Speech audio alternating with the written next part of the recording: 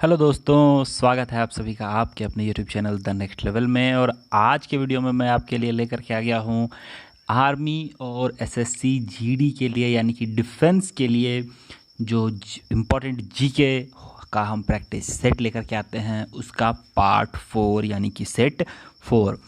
30 question जिसमें होते हैं जो कि बहुत ज़्यादा इंपॉर्टेंट होते हैं आपके एसएससी जीडी या फिर आर्मी। एसएससी जीडी में कई प्रकार के फोर्सेज हैं, जैसे आपको पता ही है कि सीआईएसएफ है, बीएसएफ है, आईटीबीपी है, एसएसबी है, इस तरह बहुत सारे फोर्स जिसमें हैं, तो इन सभी के लिए इम्पोर्टेंट है। साथ ही साथ ये आपको आर्मी के अलावा हमारे अन्य जो दो फोर्सेज जो हैं, नेवी और एयरफोर्स, उनके लिए भी ये बहुत ज़्यादा इम्पोर्टेंट है। तो चलिए शुरू करते हैं हम आज का क्वेश्चन आंसर और देखते हैं क्या है खास आज के वीडियो में।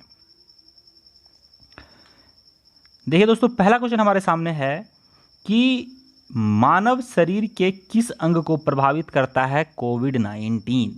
और देखिए, कोविड-19 को सबसे पहले मैं आपको बता दूं, कोविड-19 में इसका फुल फॉर्म होता है एक, सबसे पहले ये COVID और 19 इन सब से है। कोविड से हो गया कोरोना, आप हो चाहे तो नोट कर ले। VI से हो गया वायरस, D से हो गया डिजीज़ और 19 से हो गया 2019। तो इसको फुल में आप जान सकते हैं कि इसका पूरा मतलब हो गया कोरोना वायरस डिजीज़ 2019। और यह जो है, यह बीमारी नोवेल कोरोना वायरस से फैलती है। नोवेल कोरोना वायरस से ये बीमारी होती है, तो इसीलिए ये बीमारी आपको इस नाम से जानी गई है, कोविड-19। ठीक है। और ये किस अंग को प्रभावित करेगी, तो ये प्रभावित करेगी हमारे फेफड़े को। ठीक है, फेफड़े को। ठीक है, चलिए नेक्स्ट देखते हैं। काफ़ी जानकारी आपको इससे मिली है। नौसेना को कितने कमानों में बांटा गया, यानी कि नौसेना को कितने कमान में बांटा गया, यानी कितने अलग अलग इसके कमान बनाए गए हैं, पूर्वी, पश्चिमी, उत्तरी, दक्षिणी, जो भी है। तो अभी तक नौसेना को तीन विभागों में, 3 कमानों में बांटा गया है। कौन कौन? पूर्वी कमान, पश्चिमी कमान और दक्षिणी कमान। तो पूर्वी कमान का अगर मुख्यालय देखें तो ये विशाखापट्टनम में है, पश्चिमी कमान का है मुंबई में और दक्षिणी कमान का है कोच्चि में। और भारतीय सेना का प्रथम अध्यक्ष जो है, वो जो बने थे, भारतीय नौसेना के प्रथम अध्यक्ष थे वाइस एडमिरल RD कटारी। नेक्स्ट है, कोरोना वायरस के चलते लॉकडाउन करने वाला पहला राज्य कौन सा है, यानी कि कौन सा वो राज्य है जिसने पहला राज्य बना जिसने लॉकडाउन कर दिया था सबसे पहले अपने राज्य को। तो ये था राजस्थान। राजस्थान ने सबसे पहले लॉकडाउन की घोषणा की थी, यानी कि जैसे ही जनता कर्फ्यू लगा था, तो जनता कर्फ्यू के जस्ट बाद, आपको पता ही होगा कि जनता कर्फ्यू के जस्ट बाद राजस्थान ने अनाउंस किया था कि हम अपने राज्य में लॉकडाउन कर रहे हैं। नेक्स्ट है, निम्नलिखित में से कौन सी रेखा 2 देशों के बीच सीमांकन रेखा नहीं होती है, यानी आपको पता है कि अलग अलग देशों में अलग अलग रेखाएं होती हैं जो 2 देशों के बीच, जैसे कि ये भारत है और यहाँ पे सटा हुआ पाकिस्तान है, तो इन दोनों को अलग एक रेखा के द्वारा किया जाता है, उस रेखा का कुछ नाम होता है। तो इस तरह से हर देश को अलग अलग करने का कुछ रेखा है, तो वही यहाँ पे आपको जानना है। तो अगर मैं यहाँ बात करूँ डूरंड रेखा, तो ये पाकिस्तान और अफगानिस्तान के बीच की रेखा है। रेड क्लिफ रेखा पाकिस्तान और इंडिया के बीच की रेखा है। तो मैकमोहन रेखा इंडिया और चाइना की रेखा है। लेकिन अंतर्राष्ट्रीय दिनांक रेखा जो है, ये 180 डिग्री देशांतर रेखा को अंतर्राष्ट्रीय दिनांक रेखा कहा जाता है। ठीक है, जैसे आप ग्लोब बनाएंगे तो ये पोर्शन सबसे अंत वाला जो होता है, चाहे यहाँ वाला होता है, ये दोनों एक ही होता है, इसको 180 डिग्री देशांतर रेखा कहते हैं। तो ये होता है पृथ्वी का बीचों बीच का हिस्सा। ये पोर्शन नहीं आप कह सकते हैं, ये पोर्शन होता है, ये बिल्कुल यहाँ से लेके यहाँ तक 180 लाइन्स खींचे जा सकते हैं इस तरह करके। तो 180 डिग्री 180 देशांतर रेखा, ये दोनों रेखाएं एक ही होती हैं। ठीक है, आप याद रखेंगे ये दोनों रेखाएं एक ही होती हैं। तो इसी को अंतर्राष्ट्रीय दिनांक रेखा कहा जाता है। यानी कि अगर आप यहाँ से चल के यहाँ तक आएंगे तो इसको क्रॉस करते ही दिन बदल जाता है। आगे, निम्नलिखित व्यक्तियों में से किस एक की जयंती सद्भावना दिवस के रूप में तथा बरसी आतंकवाद विरोधी दिवस के रूप में मनाई जाती है। यानी कि जिसका जन्मदिन जो है वो सद्भावना दिवस के तौर पे मनाई जाती है और उनका जो डेथ डे है, उनकी पुण्यतिथि है, उसको हम आतंकवाद विरोधी दिवस के रूप में मनाते हैं। तो ये व्यक्ति हैं राजीव गांधी जी। राजीव गांधी याद रखेंगे आप। बलुई पत्थर किसमें रूपांतरित हो जाता है? बलुई पत्थर किसमें रूपांतरित हो जाता है? तो बलुई पत्थर जो है ये क्वार्ट्ज में रूपांतरित होता है, क्वार्ट्ज। ठीक है, याद रखेंगे। अब देखिए, अलग अलग चीज़ों का रूपांतरण अलग अलग चीज़ों में होता है। ठीक है, तो इस पे भी मैं आपको एक वीडियो जरूर उपलब्ध करवाना पसंद करूंगा कि किसका रूपांतरण किस में होता है। आप मेरे उस वीडियो के लिए वेट कर सकते हैं, जल्दी ही मैं आपको वो वीडियो लाऊंगा। आगे है, जिन पदार्थों में अनंत विद्युत प्रतिरोध होता है उन्हें क्या कहते हैं? अनंत विद्युत प्रतिरोध यानी कि जो बहुत ज़्यादा डीपली विद्युत को रोक सकते हैं, उसको हम क्या कहते हैं? तो उसको हम कहते हैं विद्युत रोधी, विद्युत रोधी पदार्थ या विद्युत रोधी तत्व। ओके,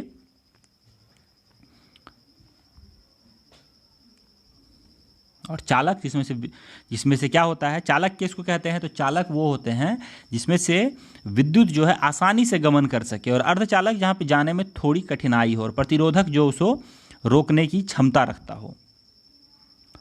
आगे है, समोच्च रेखा समान डैश के स्थानों को जोड़ने वाली काल्पनिक रेखा है। अब समोच्च रेखा ये मैप पे दर्शाया जाता है। तो ऐसा होता है कि मान लो कि यहाँ पे 4 डिग्री टेम्परेचर है और यहाँ पर 4 डिग्री टेम्परेचर है, तो इन दोनों को एक रेखा से हम मिलाते हैं, तो इसको कुछ ना कुछ नाम देते हैं।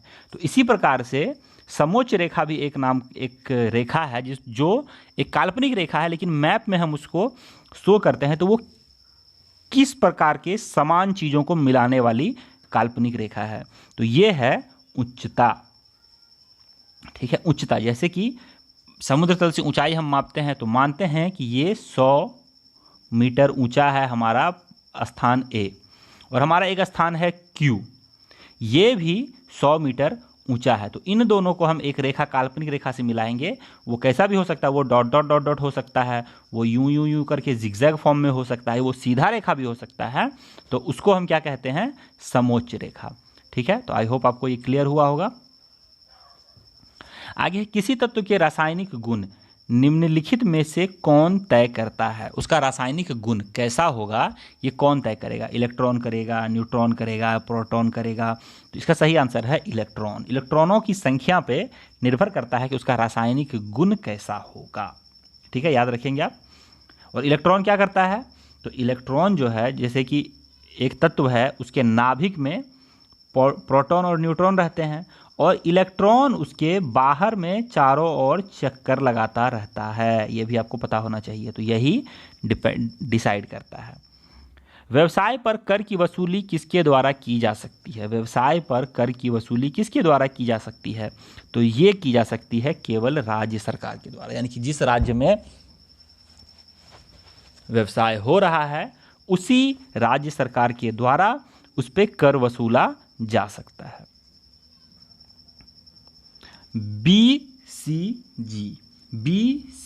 बीसीजी का टीका कितनी उम्र में लगाया जाता है? बीसीजी का टीका जो है ये आपको लगाया जाता है जन्म से 15 दिन के भीतर। जन्म से 15 दिन के भीतर बीसीजी का टीका लगा दिया जाता है। बीसीजी का फुल फॉर्म होता है बैसिलस कॉलमेट ग्यूरिन। बैसिलस कॉलमेट ग्यूरिन, और ग्यूरिन नाम के ही व्यक्ति थे जिन्होंने इसकी खोज भी की थी।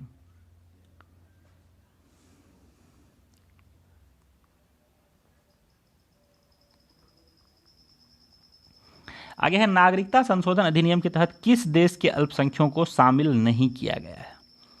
तो यहां पर अगर हम देखें, नागरिकता संशोधन 2019 के तहत जो सिटीजनशिप अमेंडमेंट एक्ट आया है, तो इसमें हम 3 देशों के अल्पसंख्यक नागरिकों को अपने देश में नागरिकता दे रहे हैं। तो वो कौन कौन से देश हैं? तो एक देश है पाकिस्तान, एक देश है अफगानिस्तान, और एक देश है बांग्लादेश।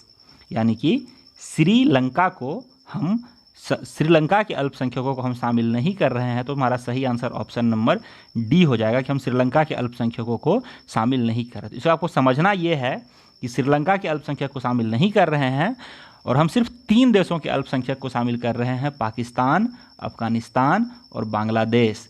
इसको हम शामिल कर रहे हैं। ये सिर्फ 3 देश हैं, इसके अलावा कोई देश नहीं है, तो कंफ्यूज नहीं होना है।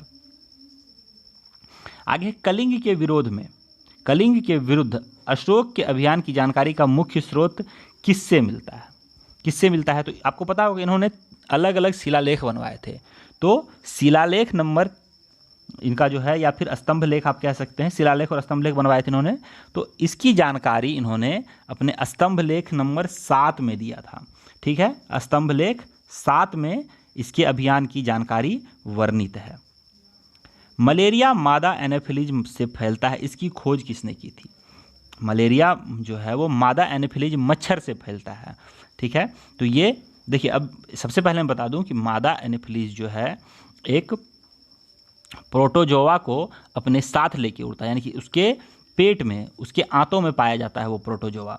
वो प्रोटोजोआ इसके आंतों में पाया जाता है, और वो जब किसी को वो क्या करती है, जब खून चूसने के लिए उसके अंदर अपना जो सुई जैसा उसका मुंह रहता है वो डालती है, तो इंसान का क्या ब्लड क्या है कि वो जैसे ही कहीं कटे तो वो क्लॉट बनने लगता है, थक्का बनने लगता है। तो वो थक्का ना बने इसीलिए वो अपना लाड़ जो है उस मनुष्य के थूक पे फेंकती है, ताकि वो थक्का ना बने।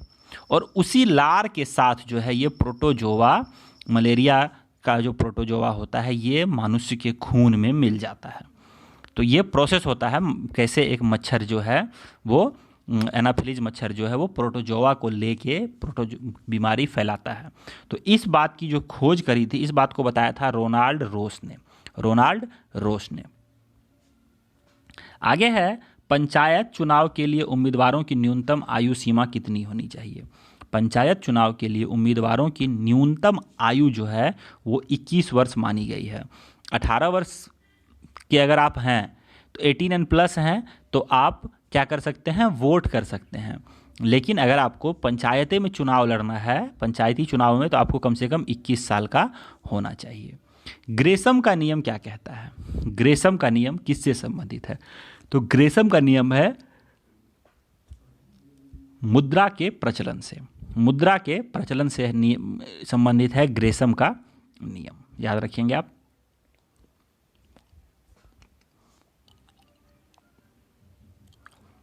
राष्ट्रीय मतदान दिवस किस तिथि पर मनाया जाता है?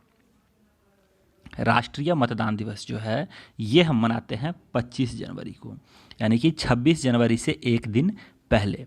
26 जनवरी से, यानी कि गणतंत्र आप हुए हैं उससे एक दिन पहले आपको अधिकार था, आप ट्रिक ऐसा लगा सकते हैं कि गणतंत्र होने से पहले आपको अधिकार है कि आप चुन सकते हैं अपना राजा, अपना प्रतिनिधि। तो यही यहाँ पे इस ट्रिक से आप याद कर सकते हैं। और इसके पीछे रीजन जो बताया गया है वो ये है कि जो हमारा निर्वाचन आयुक्त है, इसका चुनाव आयुक्त भी कहते हैं हम इसको, निर्वाचन आयोग या चुनाव आयोग, इसका स्थापना ही 25 जनवरी को हुआ था 1950 में। तो इसीलिए 2011 को इसको मतदाता दिवस के रूप में मनाने की घोषणा की गई। आगे है, वायु में ध्वनि का वेग किस पर निर्भर नहीं करता है? यानी कि एक कोई होगा जिस पे निर्भर नहीं करेगा और बाकी 3 पे जो है वो निर्भर करेगा। तो वो होगा दबाव। दबाव पर वेग में किसी प्रकार का परिवर्तन नहीं पड़ता, दबाव बढ़ने या घटने पे। तो यही हमारा आंसर हो जाएगा। बाकी घनत्व हो, तापमान हो या आर्द्रता हो, इससे क्या है, फर्क पड़ जाता है। तो सही आंसर हमारा क्या होगा, वायु का दबाव। भारत की सर्वोच्च पर्वत श्रेणी कौन सी है? सर्वोच्च पर्वत श्रेणी कौन सी है? तो भारत की सर्वोच्च पर्वत श्रेणी है गॉडविन ऑस्टिन, जिसको K2 भी बोला जाता है। और अभी वर्तमान में ये कहाँ पर है? वर्तमान में ये पाक ओरिएंटेड कश्मीर में है, जो भारत का ही हिस्सा है, जिस पे पाकिस्तान ने अभी कब्जा किया हुआ है। याद रखेंगे आप। नेक्स्ट, और ये एक और बात है कि ये जो पर्वत है ये हिमालय का हिस्सा नहीं है, ये हिमालयन पर्वत नहीं है, ये भी चीज़ आप याद रखेंगे। आगे है, भारत का वह कौन सा राज्य है जिसने सबसे पहले खाद्य सुरक्षा कानून पारित किया? खाद्य सुरक्षा कानून पारित करने वाला भारत का सबसे पहला राज्य ये था छत्तीसगढ़। खाद्य सुरक्षा कानून पारित करने वाला पहला राज्य छत्तीसगढ़। और खाद्य सुरक्षा अधिनियम के तहत नए राशन कार्ड परिवार की महिला मुखिया के नाम से जारी किए जा रहे हैं। ठीक है। स्टेनलेस स्टील किसका एक मिश्र धातु है? स्टेनलेस स्टील किसका मिश्र धातु है? तो ये है लोहा, क्रोमियम और निकेल का। लोहा, क्रोमियम और निकेल का मिश्र धातु है जिसपे जंग नहीं लगता है। महात्मा गांधी की विश्व में सबसे लंबी मूर्ति कहाँ है? महात्मा गांधी की विश्व में, पूरे विश्व में सबसे लंबी मूर्ति है पटना में। कहाँ पर है? पटना में, याद रखेंगे आप। और बिहार के मुख्यमंत्री नीतीश कुमार जी ने फरवरी 2013 में राज्य की राजधानी पटना में सबसे लंबी मूर्ति का अनावरण किया था और इसकी ऊंचाई थी 72 फीट। सेनेगल किसकी राजधानी है? तो अब देखिए, सीधी सी मैं यहाँ पे आपको ट्रिक बताता हूँ। नेगल, यहाँ पे सेनेगल में है कि निगल रहे हैं आप। अगर आप किसी चीज़ को निगलते हैं, ठीक है, या फिर आपने मूवीज़ में देखा होगा, कार्टून्स में देखा होगा, अगर कोई किसी चीज़ को निगलता है तो उसके बाद क्या लगाता है? लंबा डकार आता है। डकार आता है ना, तो आप निगलो किसी को, उसके बाद आएगा डकार, तो सेनेगल की राजधानी भी हो जाएगा डकार। डकार मार के आप किसी चीज़ को निगलने का कन्फर्मेशन देते हैं और इसकी मुद्रा फ्रैंक है, ये भी आप याद रखेंगे। नेक्स्ट है, मोटर कार के हेडलाइट को चौंध को हटाने के लिए किसका प्रयोग किया जाता है? यानी कि मोटर कार का जो हेडलाइट होता है उससे किसी का आंख ना चौंधे या उसका हेडलाइट ना चौंध जाए, इसको हटाने के लिए किसका प्रयोग किया जाता है? तो इसके लिए हम पोलेराइड्स का इस्तेमाल करते हैं। पोलेराइड्स का इस्तेमाल करते हैं। खाना पकाने के बर्तन के नीचे का हिस्सा काला क्यों छोड़ा जाता है? इसका सबसे बड़ा रीजन क्या है कि इसका बड़ा सबसे रीजन है कि काला सतह जो है वो ऊष्मा का अच्छा सुचालक होता है और वो ऊष्मा को खींच के बर्तन को जल्दी गर्म करने में सक्षम होता है। तो इसका सही आंसर हो जाएगा ऑप्शन नंबर सी। जल का घनत्व 1 ग्राम प्रति सीसी है, यह बिल्कुल सही है। तो ये कितने डिग्री सेल्सियस पर सही है?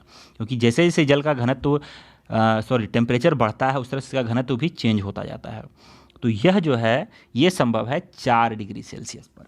4 डिग्री सेल्सियस पर यह संभव है। नेक्स्ट, निम्नलिखित में से किस भाषा में संगम साहित्य लिखी गई है? संगम साहित्य लिखी गई है किस भाषा में? तो ये लिखी गई है तमिल लैंग्वेज में लिखी गई है, याद रखेंगे आप। आगे है, राउफ किस राज्य की एक अति लोकप्रिय नृत्य है? राउफ जो है ये जम्मू एंड कश्मीर का एक नृत्य है। जम्मू एंड कश्मीर, JK, ठीक है, जम्मू और कश्मीर का नृत्य है। देखिए, जम्मू और कश्मीर और लद्दाख अब 2 अलग अलग हो गए। तो लद्दाख में इसे अगर ऑप्शन में लद्दाख भी आ जाए तो कंफ्यूज नहीं होना है, आपको जम्मू और कश्मीर ही टिक करना है। और रॉक लोक नृत्य का अभ्यास मुख्य रूप से कश्मीर घाटी की महिलाओं द्वारा किया जाता है। रॉक नृत्य भी कई बार एग्जाम में पूछा जाता है। आगे है, निम्नलिखित में से कौन सा अप्रत्यक्ष कर है? अप्रत्यक्ष यानी कि जो डायरेक्ट, जैसे इनकम टैक्स जो है ये आप डायरेक्टली देते हैं, ठीक है, इसके लिए इसको डायरेक्ट कहते हैं। लेकिन जो जैसे हमारा GST है, क्या GST आप जाके GST ऑफिस में पे करते हैं? नहीं। आप जब खाना खाते हैं या कोई सामान खरीदते हैं तो उसके साथ ही आप GST भी पे कर देते हैं। तो इसमें क्या हो जाएगा कि अप्रत्यक्ष कर GST जैसा होता है। यहाँ पे ऑप्शन में क्या, ऑप्शन में तो GST नहीं है, लेकिन इसी प्रकार के कर GST में आते हैं। जैसे उत्पाद शुल्क, जैसे किसी भी चीज़ के उत्पादन पे हम कोई शुल्क देते हैं तो हम क्या करते हैं, हम उस पर डायरेक्ट नहीं देते, हम इनडायरेक्टली उसको देते हैं। इसीलिए हम वो क्या होगा, उत्पाद कर होगा इनडायरेक्ट टैक्स, यानी कि अप्रत्यक्ष कर। इसी के अलावा तट कर, सीमा कर, बिक्री कर, GST, ये सभी अप्रत्यक्ष कर होते हैं। प्लेग किससे फैलता है? जीवाणु से, प्रोटोजोआ से, विषाणु से, या सभी से? इसका सही आंसर हो जाएगा जीवाणु से। प्लेग जीवाणुओं से फैलता है। तो यहाँ पर 30 क्वेश्चन हमने बताए हैं आपको जो कि इजी लेवल के थे और अच्छे लेवल के थे। आई होप आपको ये वीडियो अच्छा लगा होगा। अगर वीडियो अच्छा लगा तो वीडियो को लाइक भी कर सकते हैं और जिसे चाहे तो शेयर भी कर सकते हैं अपने अन्य साथियों के साथ, और PDF भी डाउनलोड कर सकते हैं। PDF के लिए नीचे आपको लिंक डिस्क्रिप्शन बॉक्स में मिल जाएगा। तो इस वीडियो में इतना ही लूँगा मैं आपसे विदा। जय हिंद, जय भारत, वंदे मातरम।